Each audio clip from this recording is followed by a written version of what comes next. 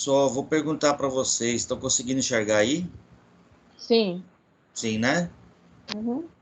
Tá bom. Então vamos lá. Essa doença aqui, gente, eu vou falar uma coisa para vocês. É uma das doenças assim mais atualmente, atualmente, quando a gente fala em, sai daqui que eu perdi. Quando a gente fala em doenças pré-existentes, em comorbidades, né? Paciente que apresenta comorbidades. Isso aí virou agora bastante falado, né, no meio. O paciente teve Covid e houve a, o falecimento porque esse paciente tinha comorbidades. Comorbidades são doenças que pré-existentes, o paciente já tem essa doença pré-existente. É um câncer, né? É um paciente que faz uso de um medicamento é, é, mais forte, né, para poder tratar alguma doença autoimune, né? É o paciente que faz uso de corticoide, porque ele tem que fazer uso do corticoide mesmo. Então, assim, uma série de fatores que faz com que o meu organismo ele já esteja debilitado, né? Então, quando a gente vai, eu estou mostrando para vocês a importância desse tipo de parasita agora aqui, ele é um dos parasitas mais graves, né? Um dos mais graves, quando um paciente portador dessas comorbidades, ou pacientes que têm imunodepressão, né? Principalmente um paciente portador de HIV, um paciente portador de câncer, né? Então, se ele tiver, além dessas comorbidades, né? E tiver esse tipo de parasita aqui, ele pode agravar a situação dele, tá? Esse parasita, ele também faz o ciclo de Loss, né? Que é aquele ciclo que passa pelo pulmão. Igual a ascaris, igual o ancilostomídeo, tá? Só que ele tem uma característica um pouco diferente daquelas outras duas. Qual que é essa característica? Ele tem um movimento extremamente veloz, rápido, tá? Então, o movimento das larvas, além, né, do problema da contaminação, né? Porque é um parasita que ele dá uma reinfecção. O que é uma reinfecção? Ao invés dele sair do seu organismo para ser expelido, ele, no momento que ele vai ser expelido, ele volta para o seu organismo, tá? Sem ser eliminado. Então ele tem aquele processo de reinfecção. Então ele tem uma característica um pouco diferenciada. Então pacientes que têm AIDS, por exemplo, quando ele é detectado que ele é HIV positivo, ele faz exames parasitológicos desse tipo de verme aqui, tá? Porque ele não pode ter, tá? E com isso, apesar, né, de ter aquele ciclo pulmonar que vai complicar, porque ele sai do pulmão, né, às vezes ele sobe do intestino, vai para o pulmão, carreia mudas, trocas de mudas, então ele vai fazendo a perfuração de alvéolos e vai comprometendo. Se você, como eu já tive bastante tempo trabalhando em laboratório de análises clínicas, né, a gente consegue visualizar esse parasita aqui como o porquê dele ser virulento, tá? Então, é um parasita que se movimenta rapidamente, ele se movimenta muito rápido, muito mais rápido do que todos os outros existentes, e ele faz mudanças de direção variada. Então, ele é muito, muito intenso no seu ciclo biológico. E quando tem, não é só um ou outro, são vários e vários e vários. Tá? Então você imagina isso aí com uma carga virulenta, né? Uma cepa extremamente resistente. A característica do próprio parasita em fazer o ciclo pulmonar complica totalmente o caso do paciente que tem um HIV, por exemplo. Tá? Então, estrongiloidíase para paciente imunodeprimido é tem que ser tratado imediatamente. Ele não pode ter essa doença e tem que ser monitorado o tempo inteiro para que ele não adquira essa doença.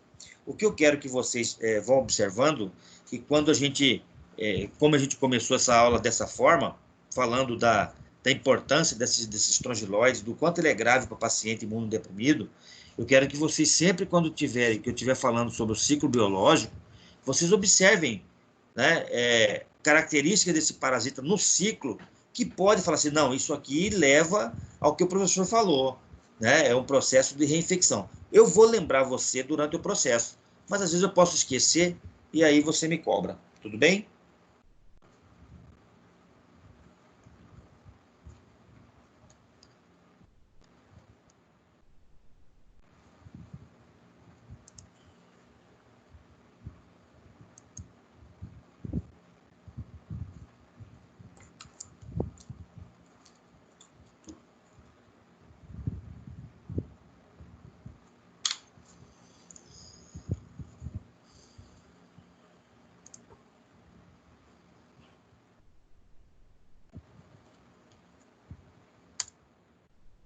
Travou aqui.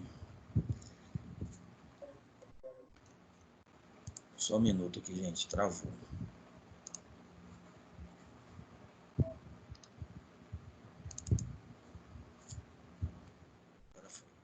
Estão vendo direitinho aí, né? Sim. Sim, Tá. professor. Então, ele é um nematelmintos intestinal. O que nós temos que entender, gente, é que nós temos que... o nome tem que ser escrito corretamente, tá? Então, é Strongyloides stercoralis, tá? Stercoralis, de esterco mesmo, tá? Então, é stercoralis. Por que é stercoralis? Que ele vem, é um parasita em movimento no esterco. Então, criou-se o nome desse parasita através disso. O que é importante, nós temos que saber entender o seguinte, que o gênero dele é Strongyloides e a espécie dele é Stercoralis, tá? Então, a espécie é Stercoralis. Por isso, o nome Strongyloides stercoralis. É um nome binomial? É um nome científico? Eu tenho que escrever corretamente? Sim, tá? Isso aqui não tem flexibilização nenhuma. Eu tenho que escrever o nome do parasita corretamente. Então, em um laboratório de análises clínicas, se eu estiver fazendo um exame laboratorial, eu tenho que escrever esse nome dessa forma aqui, tá? Não dá para você tentar achar um outro tipo de classificação para ele, porque não é, né? Então, a gente tem que escrever corretamente.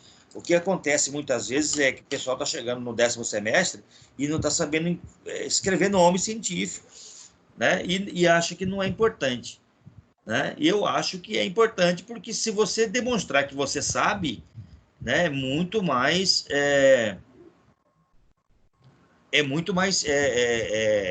relevante, né? E demonstra que você é capaz, tá? Então vamos lá, vamos item a item, a gente conhecer um pouquinho mais sobre esse parasita. Olha só, distribuição mundial heterogênea, todo mundo pode pegar, tá? Pode ser criança, adulto, idoso, jovem, tá? Nós fizemos o nosso projeto em Acorizal e tiveram algumas pessoas parasitadas com Strongyloides stercoralis, tá? Então, pode ter sido pela penetração através da mão, né? Porque eles manipulavam muito hortaliças no fundo do quintal de casa e não usava luva, né? Então, da onde que vinha aquela terra que eles pegavam para fazer a horta? Não sabíamos, né? Então, teve alguns pacientes que tiveram Strongyloides stercoralis. Então, é muito comum encontrar, tá? Nos países desenvolvidos, a infecção prevalece em trabalhadores rurais e agricultores. Olha aí, ó, o que eu acabei de falar. Prevalece, tá? E se ele prevalece, é que foi feito um estudo onde a maioria das pessoas eram desse segmento, rural e agricultor.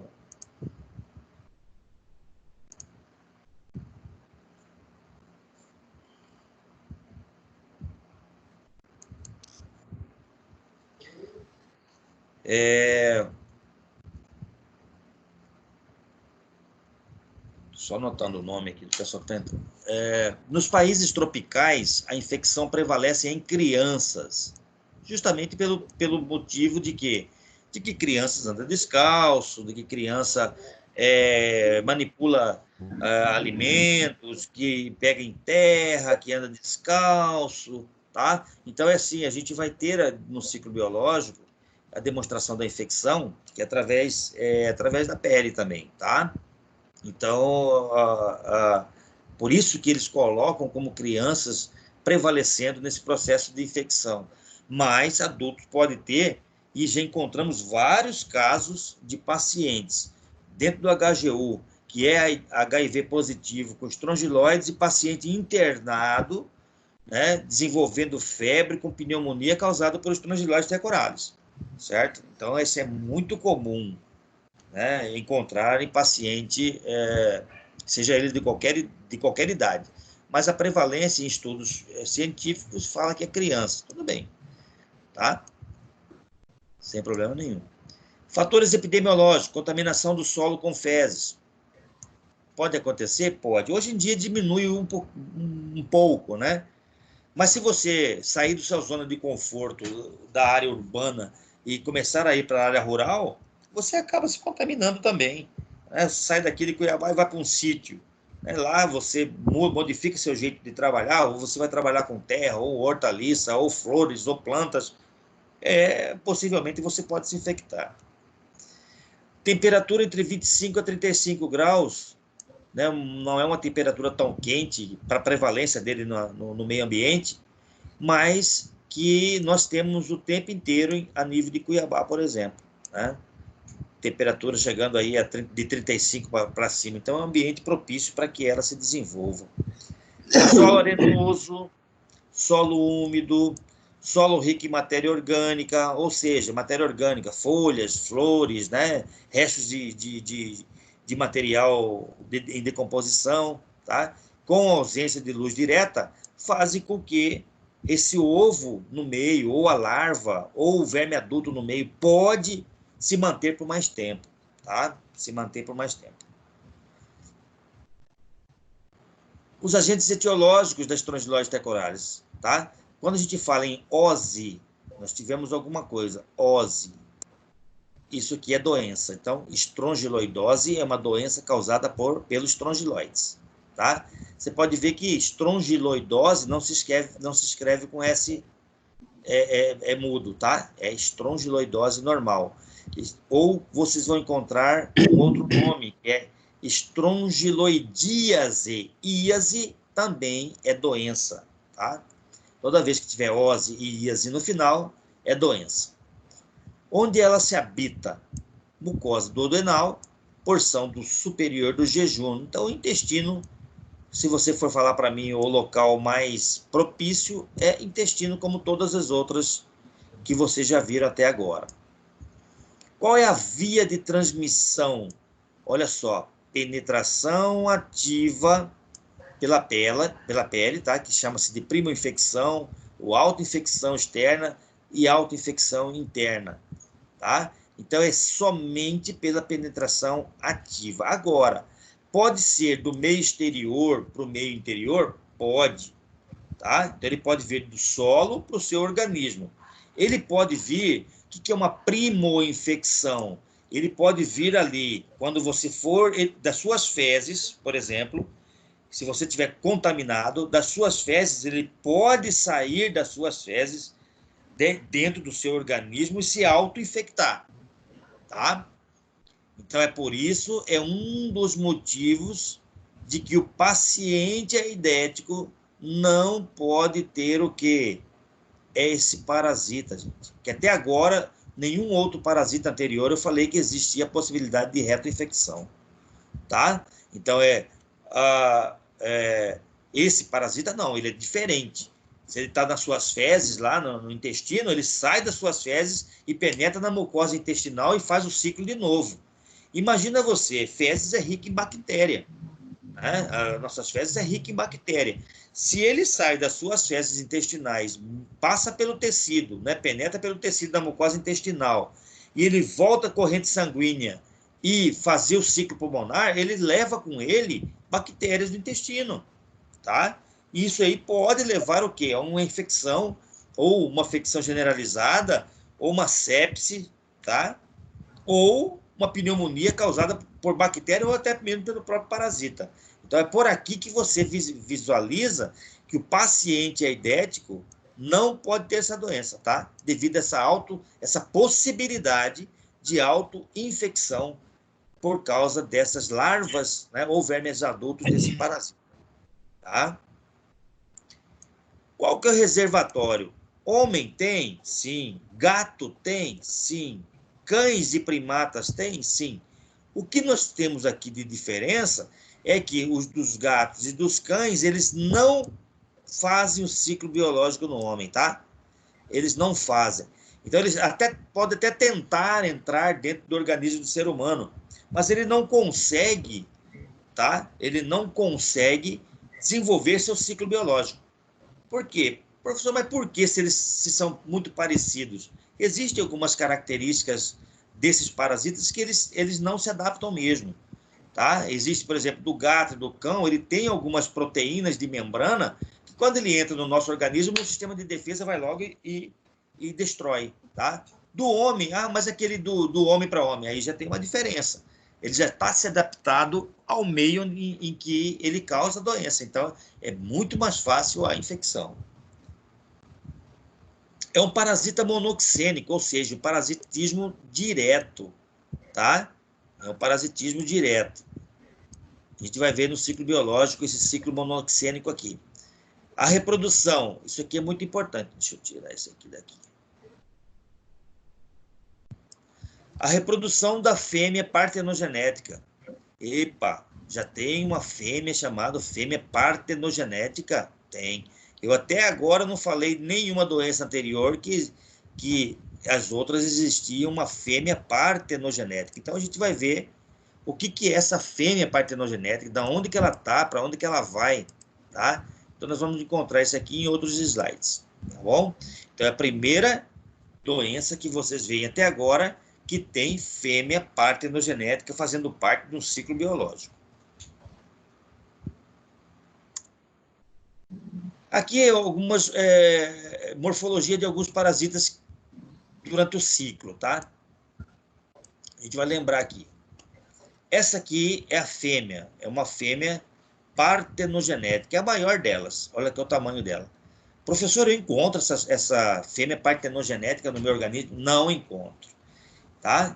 Eu não consigo, quando eu vou fazer um exame parasitológico, encontrar essa fêmea partenogenética, apesar dela ser um primordial para que todas as outras fases aconteçam, tá? A gente vai ver no ciclo biológico isso.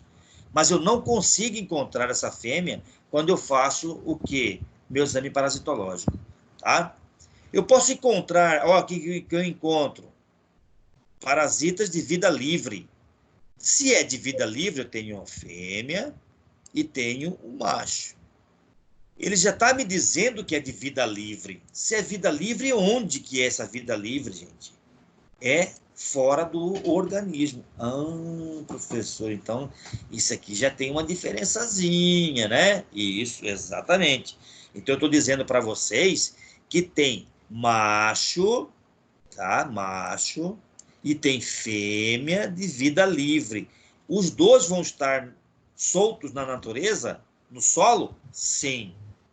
Então eu já posso imaginar aí o seguinte: se tem macho e fêmea, no solo, eles vão fecundar aonde? Vão copular aonde? No solo. Eles vão produzir quem? Ovos aonde? No solo. Né? Então, já dá para a gente estar começando a enxergar esse ciclo biológico que vai vir lá na frente ainda. Tá? O ovo é sempre embrionado. Já vou avisando a vocês, nós não encontramos ovos de estrongiloides estercorales nas fezes. Não encontramos, não aparece, tá? Por quê? Porque na verdade, quando existe a fecundação de macho e fêmea, você não consegue ingerir o ovo, desculpa, o ovo, tá? Porque ele já é embrionado. A partir do momento que você vai ingerir, ele já libera a larva, tá? Então, nós não encontramos o ovo dentro do meu organismo. Mas espera aí, professor. Mas se eu ingerir o ovo, não vou encontrar ovo? Não, não vou. Vou encontrar larva, né? Beleza, sim. Mas então, se existe dentro do meu organismo uma fêmea que produz ovos, e se ovos lá dentro? Não se precipitem ainda, que a gente vai ver o porquê da gente não encontrar esse ovo lá no intestino, tá bom? Fica tranquilo, eu estou só criando aqui uma opção para você entender o processo. Beleza. Quem mais que nós encontramos durante o ciclo biológico? Larva rabiditoide. É uma fase de larva anterior à larva infectante. Vocês lembram que eu falei para vocês que larva infectante é larva filarioide? O que é larva infectante filarioide? É essa larva aqui que vai causar o início da parasitemia, certo? Se eu ingerir, professor, essa larva rabiditoide, eu adquiro a doença? Não. A não ser que ela consiga amadurecer no seu organismo e torne-se infectante lá dentro. Aí tudo bem. Mas se ela não conseguir sobreviver ao suco gástrico ou ao ataque do seu sistema de defesa, ela não vai ser o quê? Ela não vai causar doença em si, tá? Então, eu estou dizendo para vocês que uma larva que causa doença chama-se larva filarioide. Beleza. Então, vamos começar a entender aqui o ciclo biológico, bem devagarinho, né? Para não dar trauma a ninguém. Tá? Vamos lá. Hospedeiro parasitado. Aqui está dizendo que o hospedeiro já está parasitado. Beleza. O que ele faz, gente? Um hospedeiro, um ser humano que já está parasitado. Ele eliminação de larvas rabiditoides nas fezes do hospedeiro, que pode realizar 2 ciclos. Professor, não falou em ovo.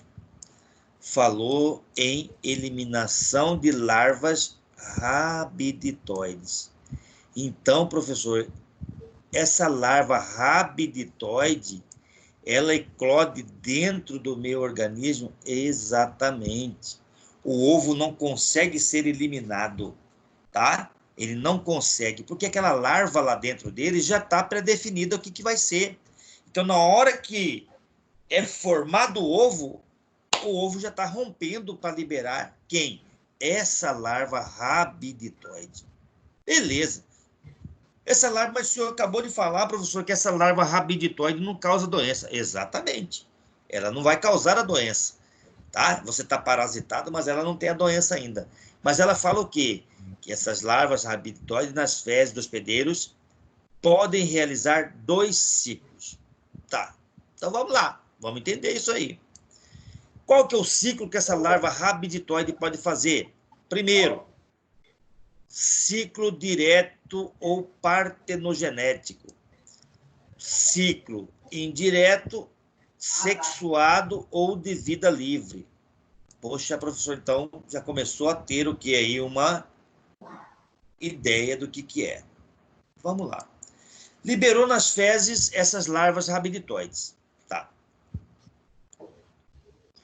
Vamos ler aqui, ó. Ciclo direto ou partenogenético, realizado pela eliminação de larvas rabiditoides 3N. Essa é uma condição para que ela promova os 2 ciclos, tá? Ela tem que ser larva rabiditoide 3N. O que é isso? É que ele sofre 3 mudas. Tá? Então, ele está preparado para quê? Ele tem a maturidade sexual, ele tem as características da sua estrutura propícia para realizar os 2 ciclos. Então, essa larva rabiditoide, ela não é infectante, mas ela já está madura para poder se tornar infectante, tá? Então, é uma larva rabiditoide 3N que darão origem a fêmeas partenogenéticas no hospedeiro. Então, ela não sai da onde? Do intestino. Tá? Então, a partir do momento que eu tenho larva rabiditoide lá no meu intestino, ela vai amadurecer no mesmo intestino e vai dar origem a essa fêmea partenogenética, tá? Que vai ficar lá no intestino. Beleza. A outra parte, eu tenho lá larvas rabiditoides 3N, certo? Tá? Agora ela vai fazer o quê? Um outro ciclo que é chamado de ciclo indireto. Então, são aquelas larvas que acabam saindo nas fezes e vai ser eliminada para o meio. Se ela é eliminada para o meio, ela vai fazer o quê? Vai liberar larvas rabiditoides 2N e larvas rabiditoides 1N. Poxa, então, que olha a capacidade que tem essa larva rabiditoide. Ela pode se tornar 3N dentro do organismo e formar fêmeas partenogenéticas e ficar lá dentro. Ela tem, quando ela é eliminada para o chão, lá para o meio, ela pode formar larva 2N e larva 1N.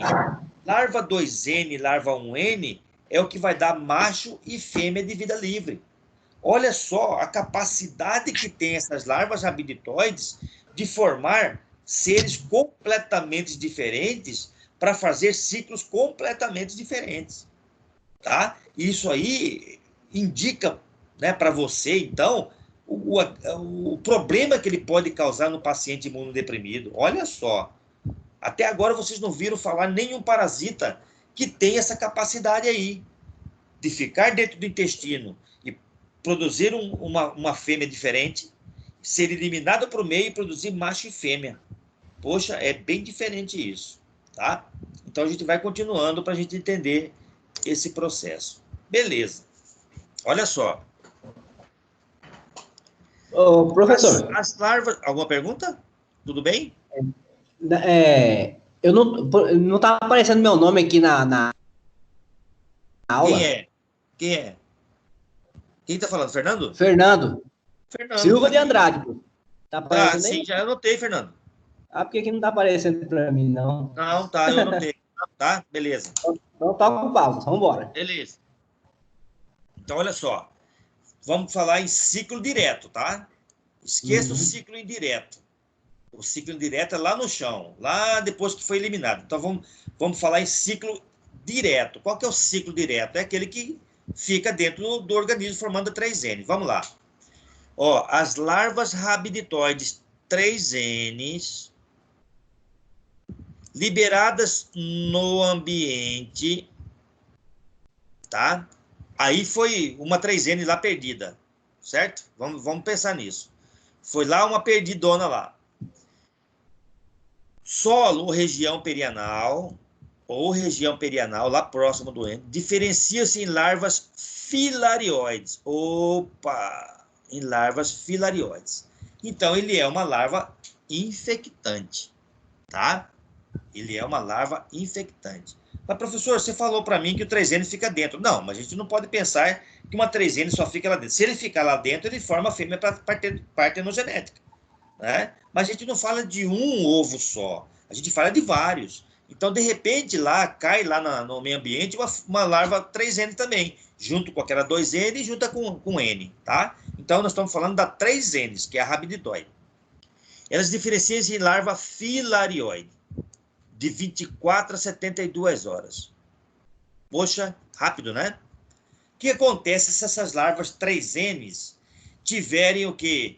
No meio, olha só, ele vai tornar-se infectante e vai penetrar ativamente pela pele, pela mucosa oral mucosa oral, esofágica ou gástrica.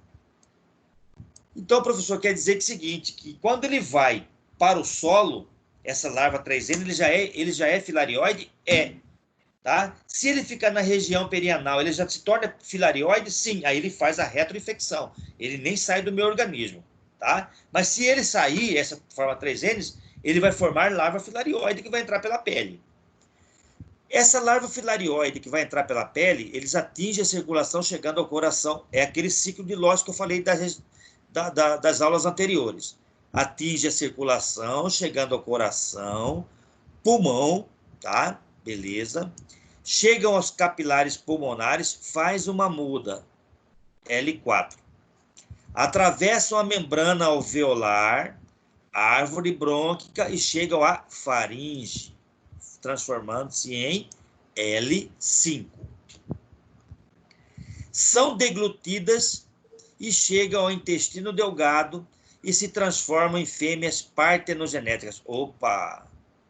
Então eu falei em fêmeas partenogenéticas, que eliminam ovos larvados depois de 15 a 25 dias. Então, beleza, professor. Tranquilo. Agora eu vou fazer uma pergunta para o senhor. Se essa larva 3N, eu sei que existe larvas rabiditoide 3N, 2N e 1N. O senhor já me falou que a larva 2N e 1N, quando é eliminado nas fezes, ele vai para o solo. Lá ele transforma-se em fêmea e macho. Exatamente, é isso mesmo. Essa larva 3N, lá, que o senhor falou que forma fêmea partenogenética, ele pode ir para o solo? Sim, ele pode ir para o solo. E ele pode ficar no intestino também? Sim, ele pode ficar no intestino também. Mas e aí? Se essa larva 3N for para o solo, o que vai acontecer? Ele vai amadurecer rapidamente, de 24 a 72 horas.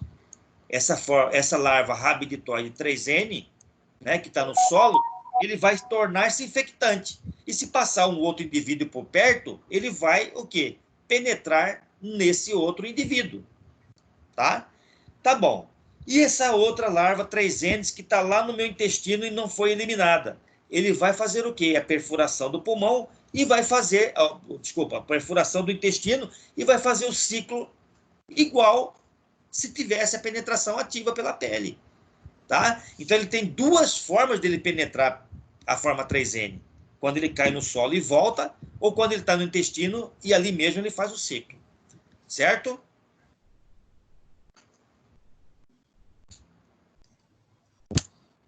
Então, vamos lá. Vamos tentar recapitular aí. Vamos começar por aqui, ó.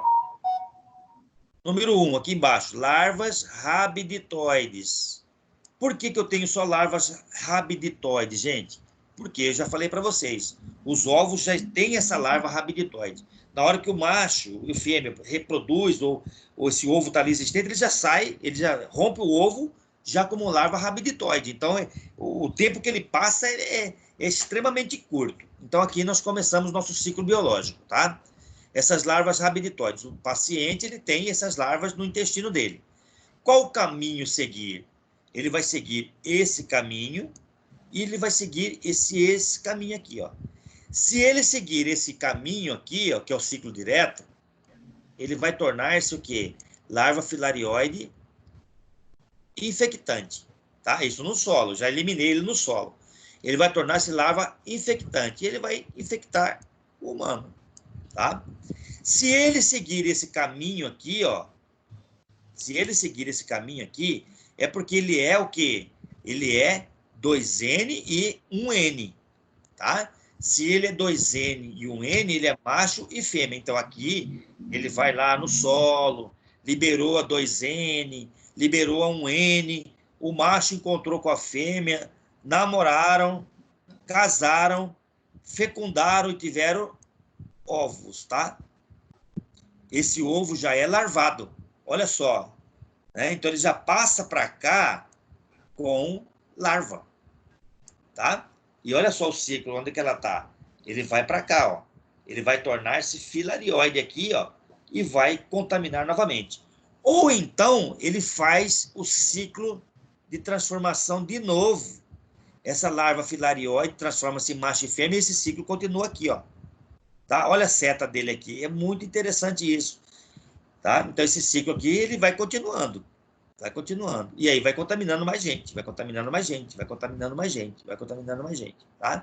Quando ele chega aqui e penetra no indivíduo, é porque ele já é filarioide, tá? Beleza. Ele penetrou aqui, né? Ele penetrou aqui. Esse ciclo aqui, essa parte desse ciclo, a gente vai ver no outro slide. Essa parte aqui, tá? A gente vai ver no outro slide.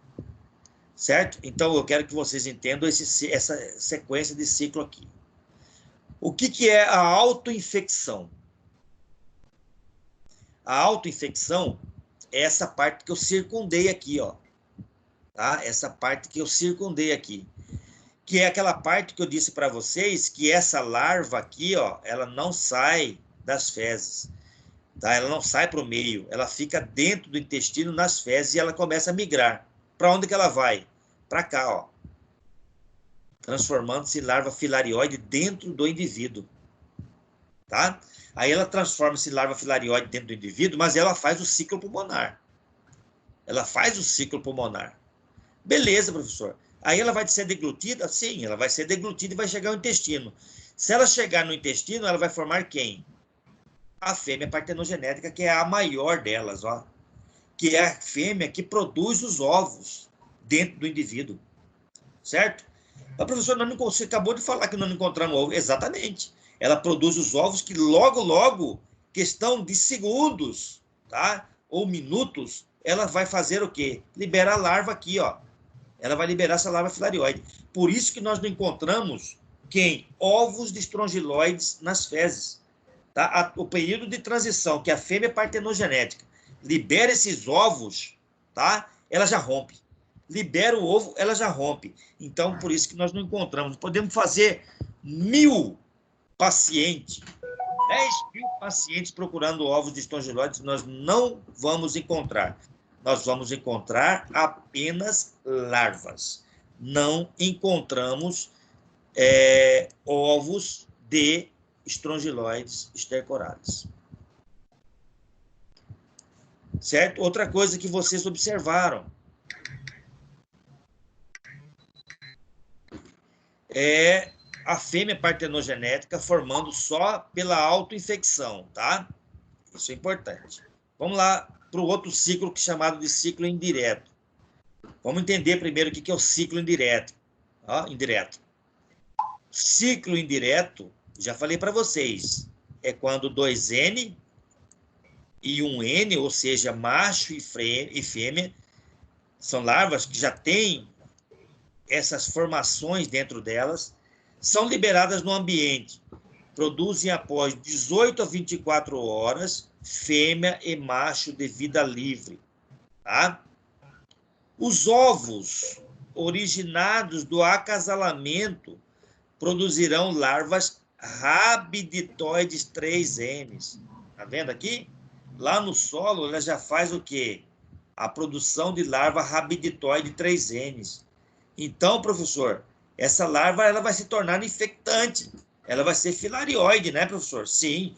Essa, então, professor, quer dizer que essa larva aqui, ela vai formar a fêmea partenogenética, né, professor? Exatamente. Tá? Se ela vier do solo, ela forma a fêmea partenogenética. Se ela vier da reinfecção da 3N dentro do intestino, ela forma a fêmea partenogenética independente, tá? Então, ela diferencia-se e transforma-se em filarioides infectantes. Isso leva o quê? 4 semanas para que isso ocorra. Beleza. Não fica nervoso, não, que vocês vão entender isso aí a partir do momento que vocês forem estudando isso aí, tá? Então, o ciclo indireto. O ciclo indireto, eu já falei, é quando a larva rabiditoide sai, né, formando quem? Macho e fêmea. Essa larva rabiditoide pode estar dentro do ovo? Pode, tá? Mas ela já está marcado que ela vai ser macho e fêmea. Não tem jeito, ela está marcado que ela vai ser macho e fêmea. E a fecundação acontece aonde? No solo, tá? Formou ovo no solo? Formou. É infectante? É infectante. Primeiro estágio é uma larva rabiditoide, né? E depois ela forma-se quem? Uma larva filarioide infectante. Pronto. Tá? O menininho foi lá, deu uma defecada no meio externo. Aconteceu dele eliminar quem? Ovos contendo 2Ns e 3N. E eliminou também 3N, 1N e 2N. Beleza. Já está pré-definido a ser macho e fêmea. Liberou no solo, liberou as duas larvas, elas fecundam, libera ovos já embrionados 3Ns, tá? Então ela é filarioide ainda, mas depois ela vai se tornar infectante. É isso que nós temos que entender, tá? Não só no meio externo, ela forma larva infectante, quanto se ela ficar no intestino, ela forma larva infectante também, tá? Então, ela tem várias possibilidades de reinfecção ou de infecção do indivíduo, seja ele para onde for. Isso aí caracteriza o quê? A gravidade dessa doença para os pacientes imunodeprimidos.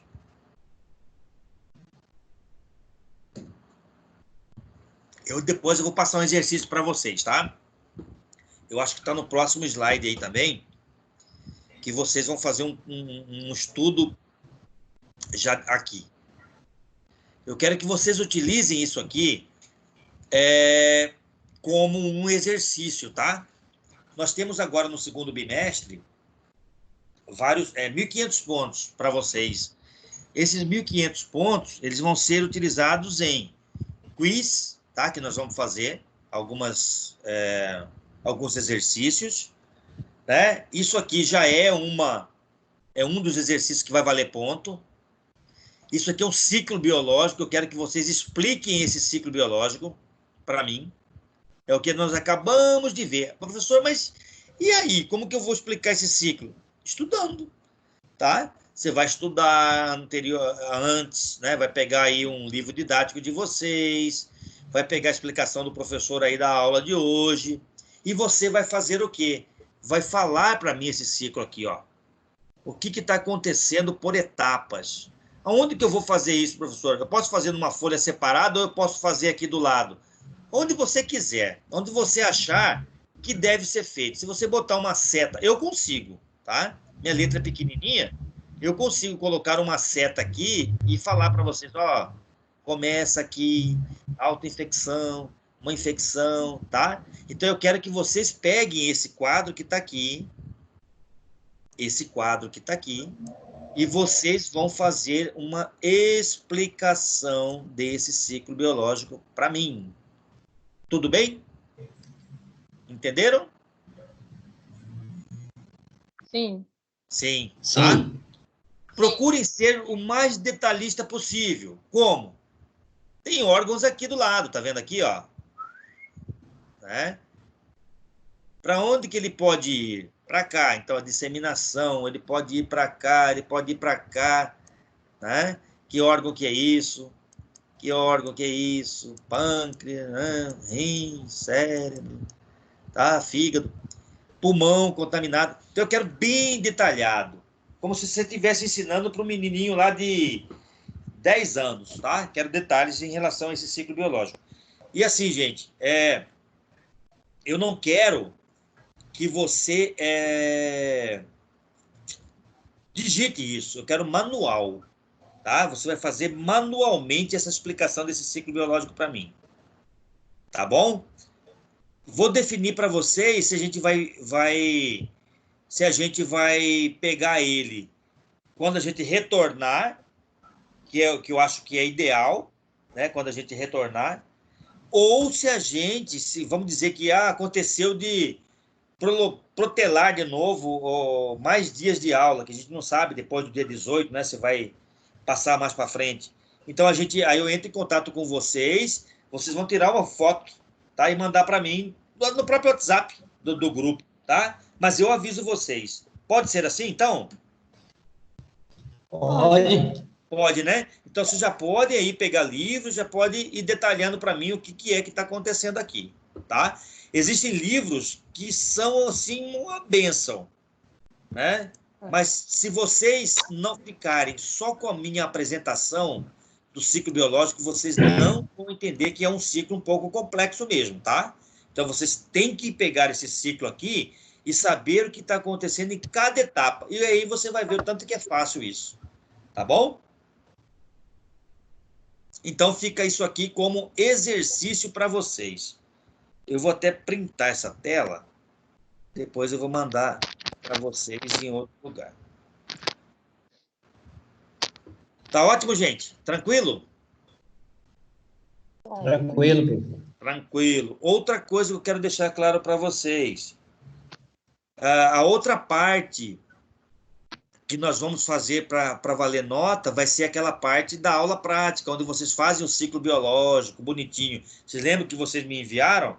Então, vai ser essa segunda parte, tá?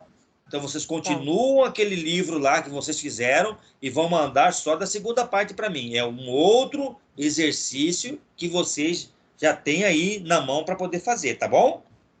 Tá. Então, vamos lá. Vamos seguindo o raciocínio aqui. Vamos conhecer um pouco da característica morfológica. Isso aqui para vocês não tem tanto interesse, gente, mas é interessante eu demonstrar porque já que já estamos mostrando para vocês tudo, a gente tem que detalhar, né?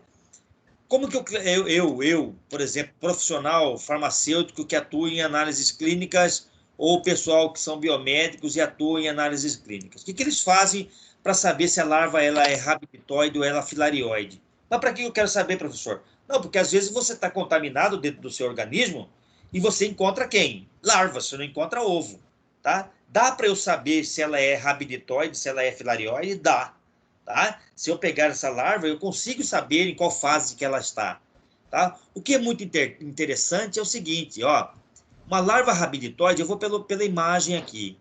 O vestíbulo bucal dela é curto. O que é um vestíbulo bucal curto? Ela tem uma entrada de boca aqui, ó, mas ela é curtinha. É só isso aqui, tá? É bem curto. Vestíbulo bucal curto, tá? Essa parte do esôfago do rabditoide, tá? Ela é também curta. Ela é próxima da entrada do vestíbulo bucal. Olha aqui, essa aqui é o esôfago, ela é curtinha. O que é curto, o que é comprido, professor? A gente vai ver uma larva filarioide, como que ela é diferente, tá? Então, aqui eu tenho um vestíbulo bucal curto e tenho um esôfago pouco desenvolvido ou curto também, tá? O primórdio genital não aparece nessa imagem, ele é desenvolvido como na larva filarioide também. Então, não dá para a gente saber a diferença de um e do outro por aqui. Mede de 200 a 300 micrômetros de comprimento. Nós não conseguimos medir também essa larva, tá? Então, ela pode, por esse aqui e por esse item aqui, não dá para a gente definir se ela é uma rabditoide ou se ela é uma filarioide. Sim pelo esôfago e sim pelo vestíbulo. Vamos olhar a outra parte aqui na frente e vocês já vão saber bem a diferença dela. Olha só. Larva rabditoide. Mas aqui já tem o quê? Ah, bom, isso aqui é a mesma, tá? Aqui ele só colocou aqui um primórdio genital. Que é primórdio genital? É por aqui que existe a fecundação, tá? Tá bem desenvolvido. Cadê? Primórdio genital, tá aqui, ó. Certo?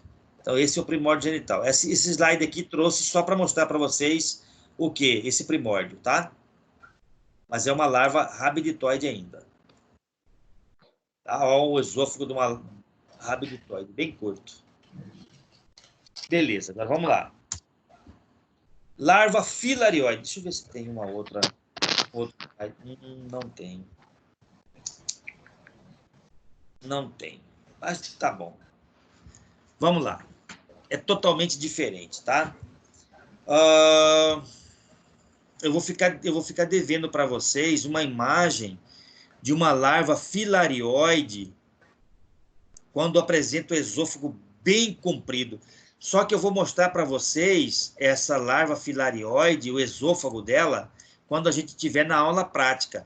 Que lá na prática eu tenho material e a maioria delas é larva filarioide. Então dá para eu mostrar para vocês onde que está o esôfago, tá? Dessa larva filarioide e o tamanho do comprimento do vestíbulo bucal. É totalmente diferente. Então eu vou colocar para vocês na aula prática, na televisão, né?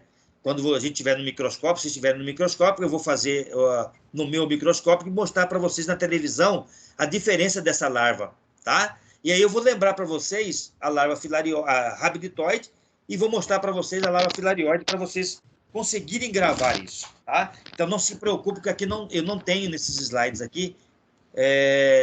Eu acho que não tem, de repente lá para frente pode ser que tenha, mas nessas aqui eu não tenho.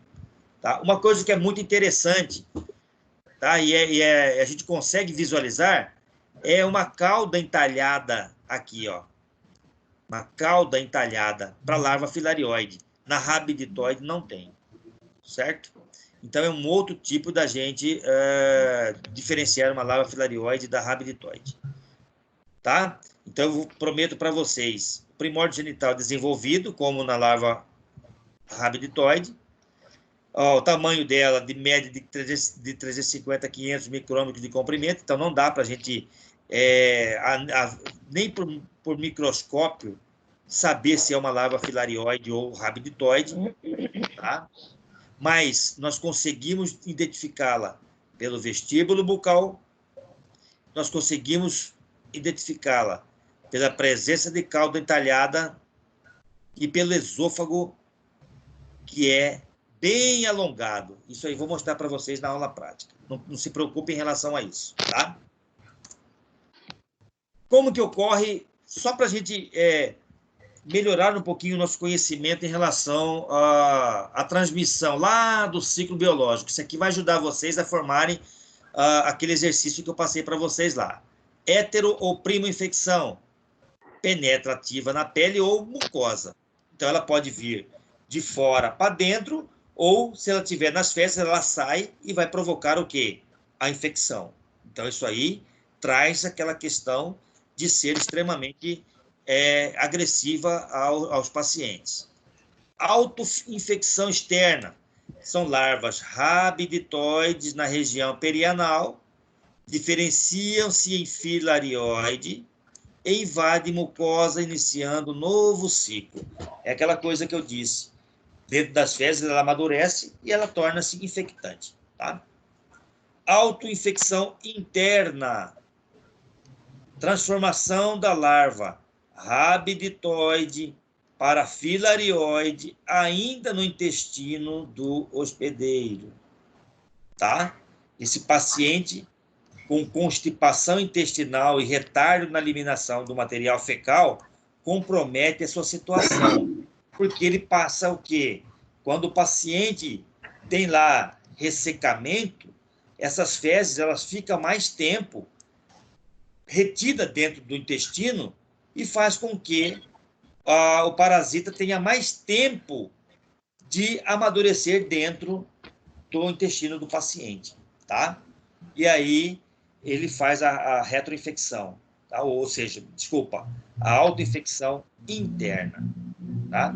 Então, esses casos aqui, ó, de autoinfecção interna, de autoinfecção externa, de hétero ou primo infecção, são os quadros que agravam o problema do parasitismo, né, instalado no paciente.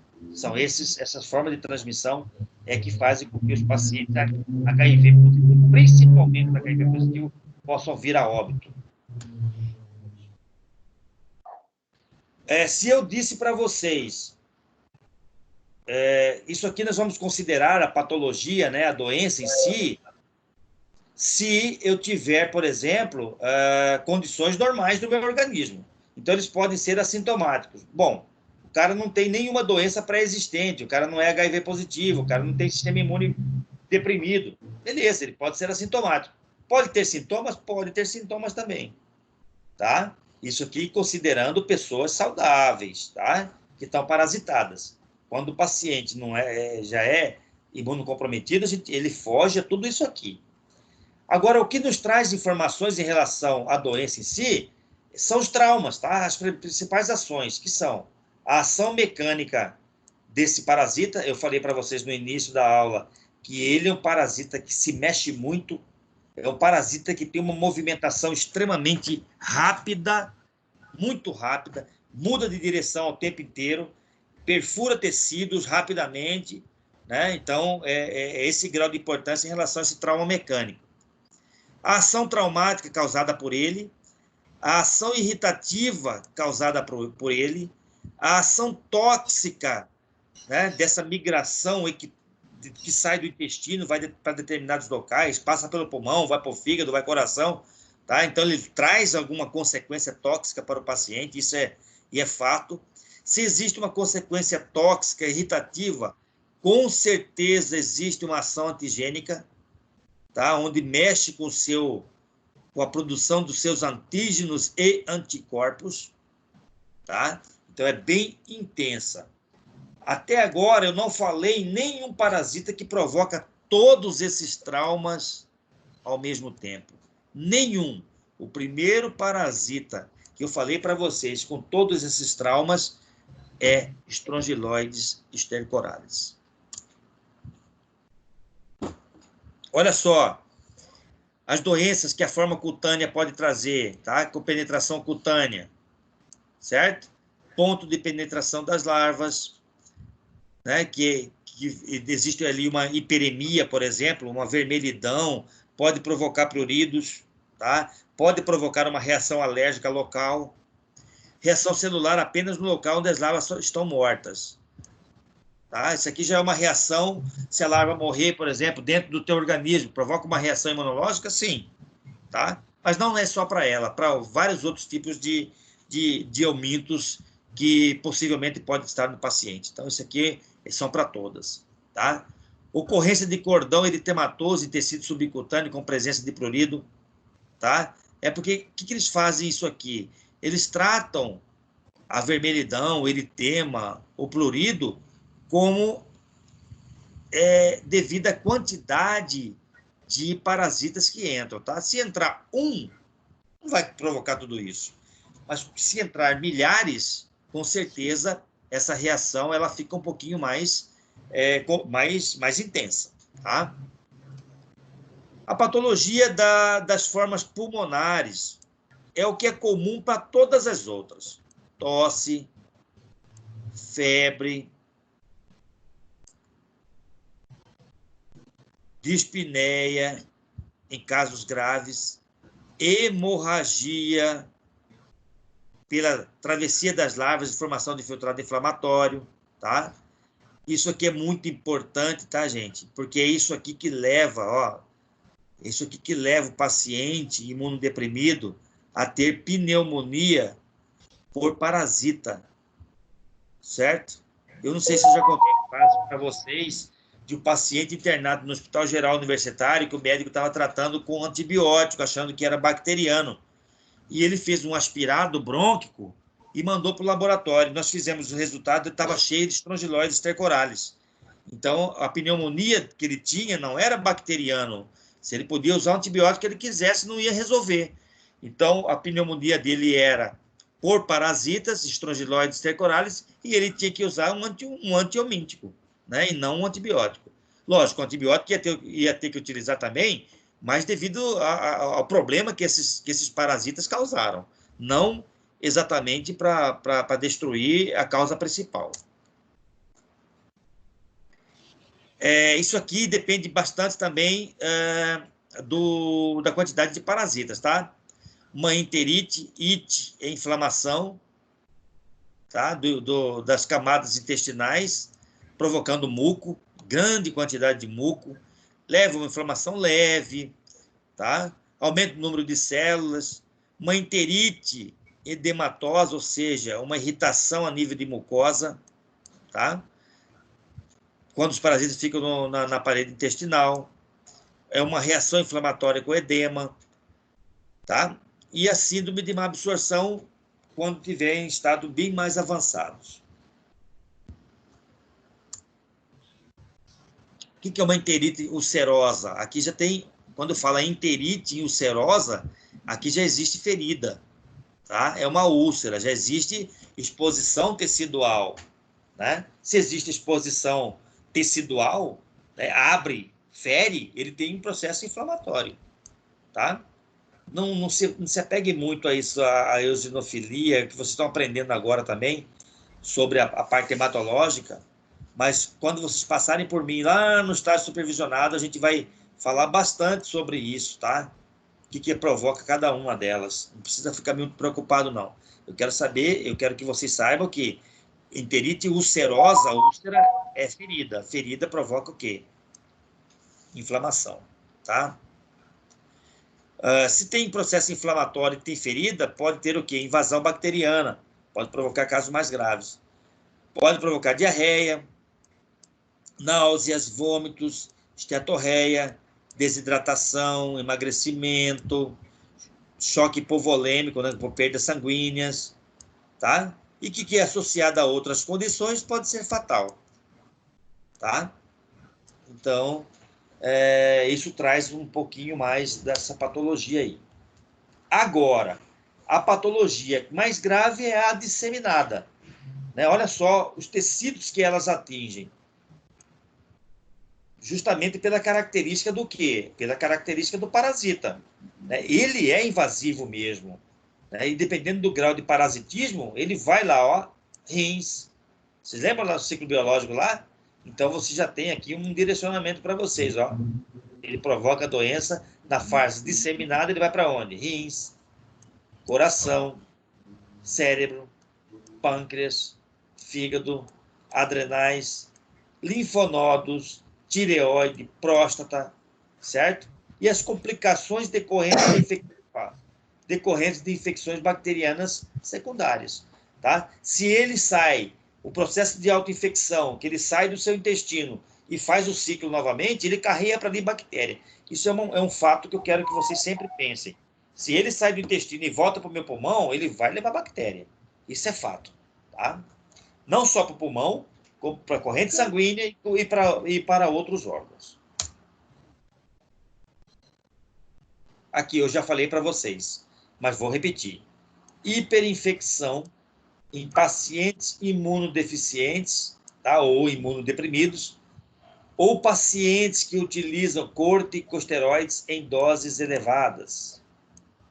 Os corticosteroides promovem a completa transformação das larvas rabiditoide em filarioide que invadem a mucosa intestinal.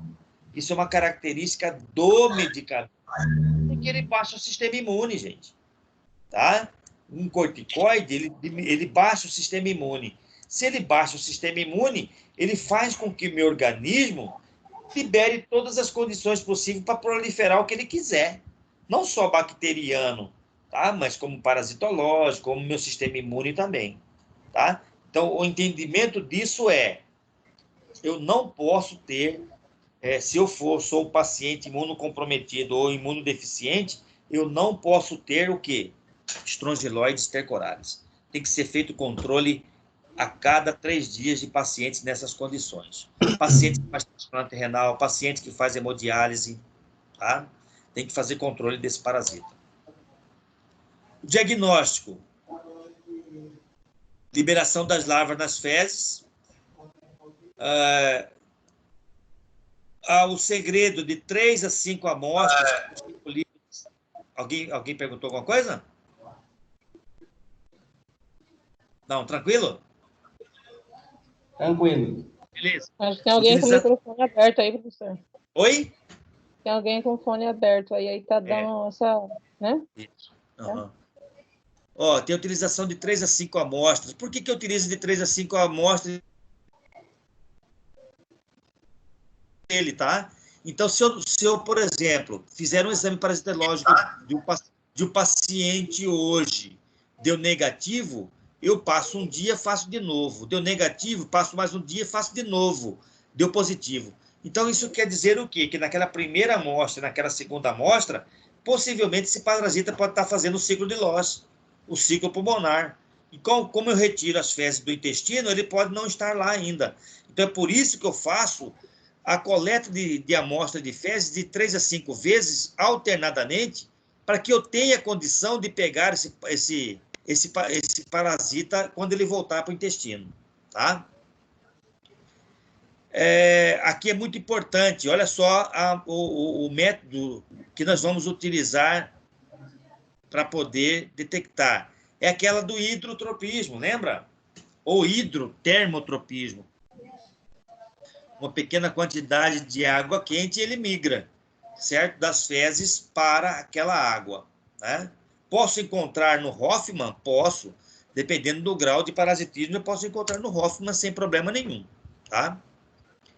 Olha aqui o que dá para a gente ver aqui. Olha a quantidade aqui. Isso aqui é assim que a gente encontra, gente, ó. A gente não encontra parasitológico com larva de estrongiloide, só uma ou outra. Nós encontramos assim. Imagina tudo isso aqui se mexendo, tá? Então, você vai encontrar elas todas se mexendo nas fezes, caso você encontre. Cada uma dessa aqui é uma larva, tá? Olha só como ela é. Essa aqui é o formato dela. Então, ela tem um vestíbulo bucal aqui, ó, certo?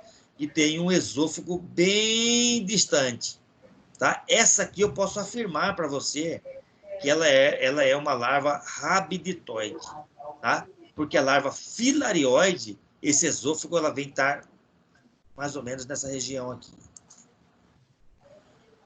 O que nós vamos fazer para fazer o diagnóstico? Pesquisa das larvas nas fezes, pode aparecer pesquisa de larva no escarro, eu posso pegar escarro desse paciente e ter larva lá, olha aqui, ó. Isso aqui é escarro, isso aqui possivelmente também seja um escarro.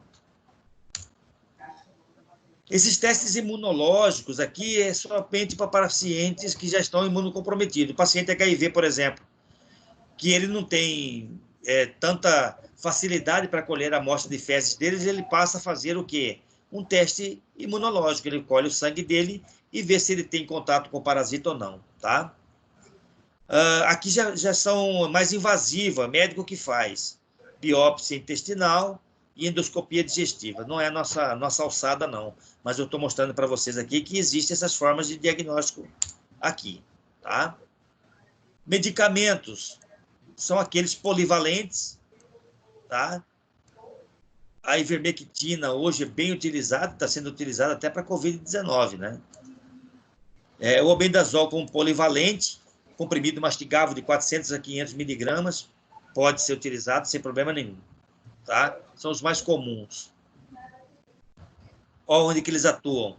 Sobre as fêmeas partenogenéticas e larvas, então atua sobre todos, tá? O controle de cura desses exames parasitológicos é após 7, 14 e 21 dias após o tratamento, tá? Depende do grau de parasitismo também desse paciente. O que nós temos que fazer de medida profilática para que o paciente não seja um disseminador da doença é tratar os indivíduos, uso de calçados, higiene alimentar, higiene pessoal e cuidado com a contaminação do solo. Não é uma doença de notificação compulsória, então você não precisa relatar para o paciente ou para os órgãos de saúde, o paciente precisa, mas para os órgãos de saúde registrar, tá? Não precisa. Então, ele é de notificação não compulsória, tá bom? Vocês estão cansados? A gente para um pouquinho e volta, ou a gente deixa essa aula, a próxima aula de enterobiose para outra? A gente junta duas. O que vocês me falam?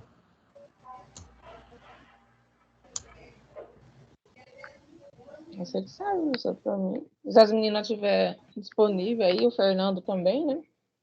Deixa eu só ver uma coisa aqui. Por mim tá tranquilo. Bom, só um minutinho que eu vou tentar desfazer o que eu acabei de fazer aqui, gente. Só um minuto.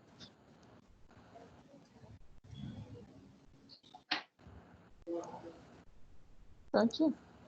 Só um minutinho, tá?